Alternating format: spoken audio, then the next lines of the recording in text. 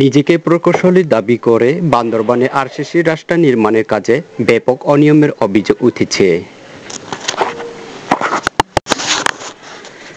বান্দরবানে RCC সড়ক নির্মাণের আগে পুরনো ইট ময়লাযুক্ত সেলভেজ ব্যবহারে ব্যাপক অনিয়মের অভিযোগ উঠেছে ঠিকাদার শিপু বড়ুয়ার বিরুদ্ধে।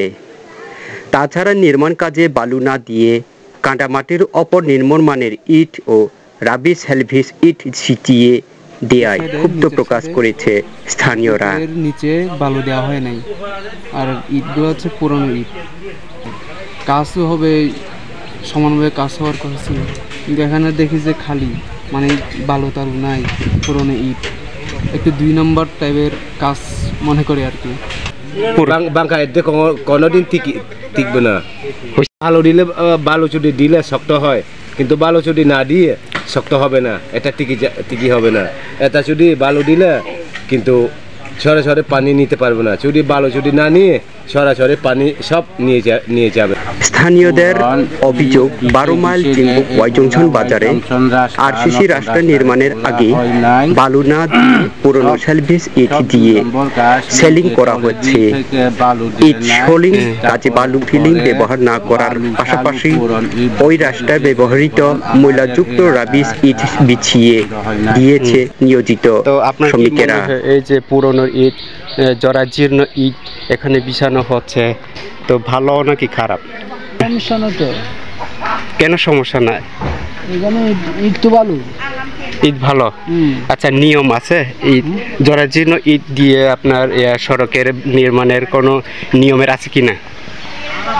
নিয়ম এটা অবশ্যই না, বলেন, একটু বলেন নিয়মের আছে কিনা। নিয়মের আছে কিনা?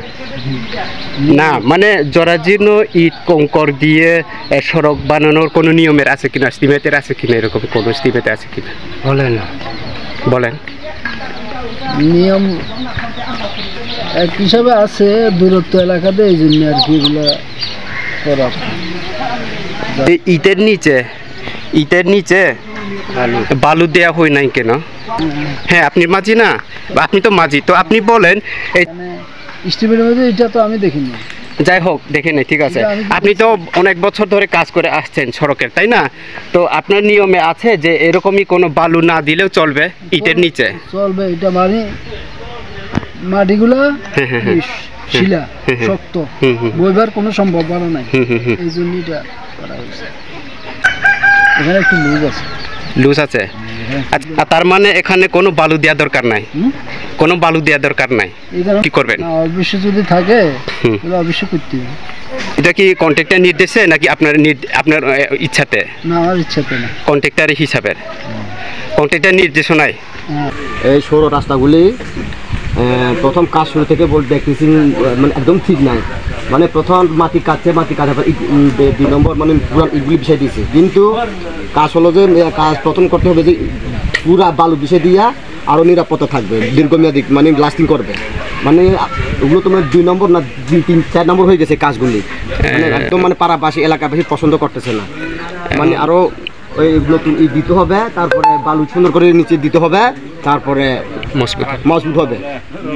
যদিও তাও দেওয়া হয়, একটু ধুয়ে মুছে যদি পরিষ্কার করে দেওয়া যায় তাতে ভালো হয়। এটা তো পুরানো আগের যেগুলি ছিল এগুলোরে বিছিয়ে দিছে, এগুলো নিজ দিয়েও বালু দেওয়া হয় না। বালু দিলে তো আর একটু ভালো হইতো, এখন তো এমনি বসে দিয়েছে, বালুও দেওয়া হয় না। তারপরেও পুরাতন ইট এগুলোতে তো ধরবে না, কাজটা ঠিকসই হবে না।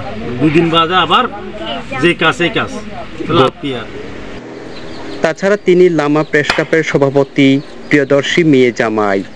আমি সাংবাদিক পরিবারের মানুষ, আমার ছোট লামা প্রেস ক্লাবের সভাপতি, এবং সাংবাদিক মিডিয়া যেগুলো কন্ট্রোল করে এগুলো আমার লোক, আমার আত্মীয় স্বজন। জেলা পরিষদ প্রকৌশলী লেলিন চাকমা বলেন, রাস্তার কাজে পুরনো ময়লাযুক্ত সেলভেজ ইট ব্যবহার করাই তুলে ফেলতে ঠিকাদারকে নির্দেশ দেওয়া হয়েছে। আর রাস্তার কাজে অনিয়মের অভিযোগ আসায় প্রকৌশলীকে দ্রুত পদক্ষেপ নিতে বলা হয়েছে।